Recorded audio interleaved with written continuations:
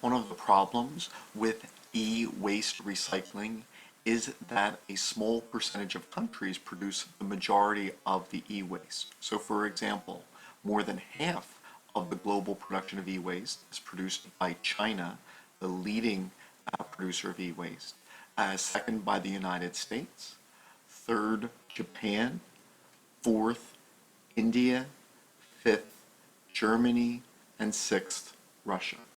Because many of the countries which produce the greatest volume of e-waste found it more expensive to dispose of e-waste properly in their countries, perhaps because environmental protections or worker protections were higher and thus more costly. In the 1970s and 80s, many shipped these to other countries, very often from a northern country to a southern country. This resulted in, quote, toxic trade, where hazardous chemicals, especially after being disposed of improperly in landfills or incinerated, were then affecting the health of people in southern continents because of the waste generated in northern continents. International trade laws minimized this, and the situation improved.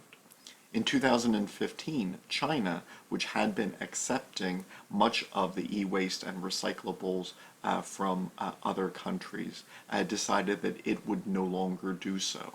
And so thus new destinations were found for e-waste. Unfortunately, some of the subsequent destinations were poorly equipped to deal with the volume of materials and lacked laws which protected workers or the environment. There are cases in which material which was supposed to be disposed of properly or recycled was simply dumped into landfills or incinerated, and illegal trade continues where countries receive waste that had never been authorized officially. Much of the e-waste which is supposedly then recycled does not end up in a formalized recycling center with protections for workers and the environment, but rather in landfills where waste pickers then sort through the material in non-standard conditions.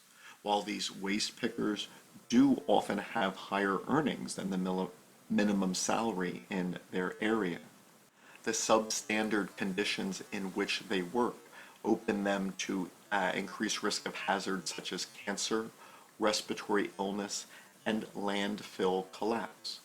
Often they can expect a shortened lifespan as a result of these hazards, and hundreds to thousands of individuals lose their lives each year because of the conditions at these non-standard landfills.